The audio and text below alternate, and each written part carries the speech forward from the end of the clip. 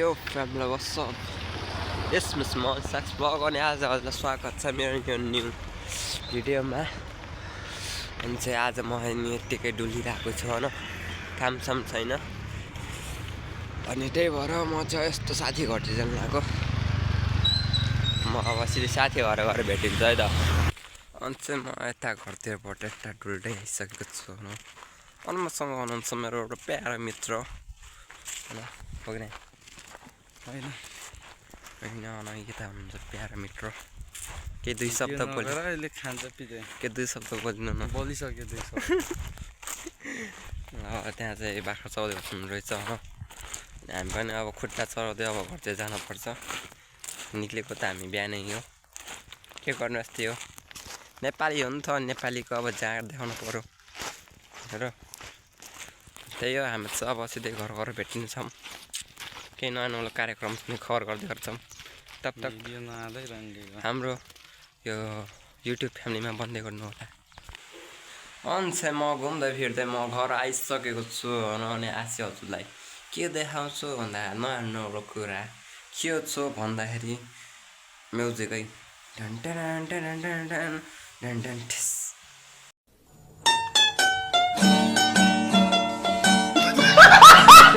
के हो यो म चाहिँ तक्लिया भइदिएको छु होइन। यस्तो जाडोमा टक्लिया हुन सही मजा आउनु रहेछ। सुत्ने बिहा चाहिँ हरेक चिज हान्ने के। अनि अघि पछि कति मजा आइदिन्थ्यो होइन। अनि अनि चाहिँ मेरो रेसप फेरि हेर्नु सक्नुहुन्छ। रेसप बनाउने यतिकै राम्रो, यही हो मेरो रेसप बनाउने त्यही राम्रो देखिन्छ। योभन्दा राम्रो चाहिँ अनि यस्तो गरेर यस्तो लाउँदै देखिन्छ नि त। अनि लैजाउँ यहीँ एउटैबाट हेर्नु थाहै हुँदैन नि त कपाल काटेको हुनु। नि यस्तो हेर्दा यहाँ दिन्छ नि कपाल काटेको हो भन्दा हजुर मैले काटिदिएको कपाल थनिदिन्छु, यसैमा रमाइदिन्छु म, केही छैन म यो भन्दै चाहिँ म त पति राखिदिन्छु। ठ्याक्क टोपी काट्ने ठ्याक्क राखिदिने।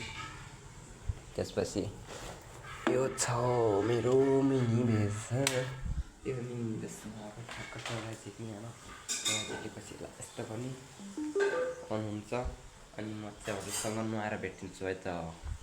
अनि चाहिँ म नुहाइसही धोएर अनि टक्क लाएर आएर यहाँ बसेँ होइन। यस्तो यहाँ बाहिर घाम पनि तापेको छु। अनि ब्याकग्राउन्डमा चाहिँ म्युजिक चलिरहेको छ। अनि यो चाहिँ कपी स्ट्राइक चाहिँ नहोला भनेर म सोचिरहेको छु, किनकि मैले यो नेपाल पेन भन्ने एउटा छ, के छ यो कपिराइट फ्री म्युजिक नेपाल भन्ने छ होइन, नो कपिराइट म्युजिक भन्ने छ। यसैदेखि मैले बजाइरहेको छु। त्यही भएर सायद नआउला भनेर सोचिरहेको छु।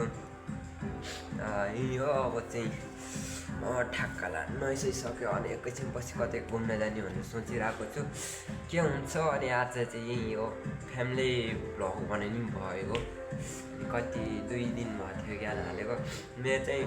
अनि यो भइसक्यो। यो चाहिँ अर्को चाहिँ के भन्दाखेरि मेरो युट्युब च्यानलको 1 इयर कम्प्लिट भइसकेको छ। यसै गरेर सबैलाई मेरो तर्फबाट धेरै धेरै धन्यवाद, किनकि 1 इयर्समा चाहिँ अरूको चाहिँ हुन टाइम लाग्छ होइन। किनकि मेरो पहिलाको आइडी खोल्थेँ त्यसमा नि धेरै नै टाइम लागेको थियो। पहिलाकोमा चाहिँ। अनि अहिलेको चाहिँ थियो कति 83 हो कि 83 हो समथिङ छ होइन। अनि त्यही हो, त्यसलाई धेरै धन्यवाद दिन चाहन्छु सबैहरूलाई।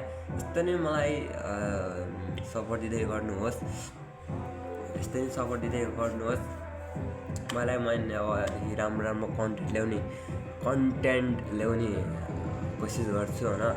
किनकि मसँग त्यस्तो राम्रो छैन, साधन छैन भनौँ न अब एक प्रकारको। अनि त्यही भएर यो भन्दै म सुरु गर्दैछु। अनि पहिला मैले चम्पाको तेल लाउनु परेको हुन्छ होइन। अनि पछि चम्पाको तेल लिन गएछ।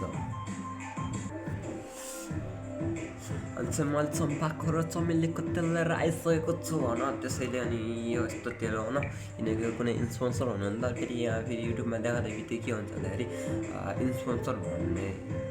स्पोन्सर जस्तै सोचिन्छ नि त। अब हामी देखायो भने हामी सानो कन्टेन्ट देखायो भने होइन, अब बिना नदेखाएको यति यस्तो गर्यो भने त के हुनु। अब यहाँ जुन लोगो हुन्छ नि, अब मानौँ कि मैले यो बेस ल्याएको थिएन, यसको मैले दराजबाट ल्याएको होइन, दराजदेखि ल्याएको खोलिदिएपछि त्यो प्रमोसन मानिन्छ क्या एक प्रकारको। अनि त्यही भएर अब यत्तिकै देखाएर त केही हुनु, त्यसमा न लोगो छ न ट्याग छ न यस्ता फोन नम्बरसम्म केही नि हुँदैन त। अनि यो फेरि यो पनि हुन्छ, तर यो कममा देखिन्छ नि त। अब यस्तो यो देखाउँदा बित्तिकै अब मैले सिधै यत्तिकै देखाएँ भने यहाँ त सबै लोगको छ, यो के को भनिदियो होला नि, त्यही हो। त्यही भएर इन्फ्लुएन्सर चाहिँ होइन, कसले दिन मन छ भने त्यही गर्नु, मैले गरिदिन्छु पैसा पाइन्छ भनेर अब लिमिट केही छैन। अब म यति लाग्छु यस्तो टक्लुमा चिल्लो बनाएर अब कपाल ठुल्ठुलो मान्छे अब के मलाई भन्दा नि मेरो साथीले चाहिँ के भन्छ भन्दा अब मैले यो काटेन, अब काटिसक्यो मेरो फेरि मेरो काटेर अरूको भन्दा धेरै चाँचरे आउँछ। अनि म ठ्याक्क कपाल पार्ने होइन, कपाल पार्छ नि यति हुन्छ नि त, यतिको होस् सट्टै त काट्ने सोच्छु। बाहिर मान्छेदेखि घर भेटी आउनुहुन्थ्यो, त्यही भएर लिमिट हालिदिएको। अनि म के भन्दै थिएँ, अब मैले बुझेँ जे छुदिनँ। म के भन्दै थिएँ भन्दाखेरि यति पालिसी अनि यहाँको खै के बसको है के गर्नु हेयर स्टाइलको नामै थाहा छैन, किनकि आफूले त अब घरै काटेको नि होइन, घरमा यस्तो हान्थ्यो उस्तो हान्दा भन्ने होइन, त्यस्तो थाहा थिएन। अब केटाहरूले चाहिँ अब दोकान आएर काटिराख्छ नि त, त्यही हो। अनि ठ्याक्कै त्यति पाल्ने अनि यताको साइडको काट्दिने होइन, अनि यताको सुल मान्छे अझै लामो आउँछ नि त, कपाल त्यसरी मिलाएर काट्छ राम्रो देखिन्छ भनिरहेको छ। अब होला सायद पुरानो बुवामा त राम्रो देखेको थियो मलाई, कि म फेरि यस्तो कि जस्तो काटेर राम्रो देखिन्छ। अनि यो किन काटेको भन्दाखेरि कसैलाई जिज्ञासा छ चासो लाग्छ भने कमेन्ट गर्नु होला, मैले भन्छु किन काटेको, के कारणले काटेको मेरो यो हेयर स्टाइल भनेर। लिमिट मैले चम्पाको तेल लगाउन सुरु गर्दछु।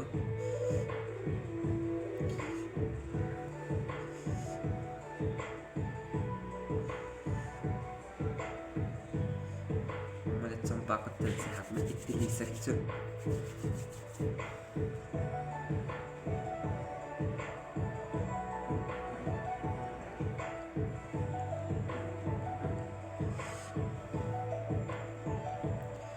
ल्याइसक्यो होइन, पहिले यस्तो दोष नि होइन। किन लाउने भन्दाखेरि कपाल चाँडी पाउँछ नि त, त्यही भएर यसो लगाइदिनु न। दामी कसले इन्सुरेन्सले त यस्तै गरेर देखाउनुहुन्थ्यो राम्रो छ भन्नुहुन्थ्यो, कसले इन्सुरेन्स गर्छ नि, आफै खर्च गरौँ आफै गरौँ यही त हो। कस्तो लाउने हो न, मसर गर्ने लाइयो लाइयो। यस्तो गर्नुपर्छ नि त राम्रो हुन्छ नि त। अब चाहिँ त्यहाँदेखि मलाई पुगेन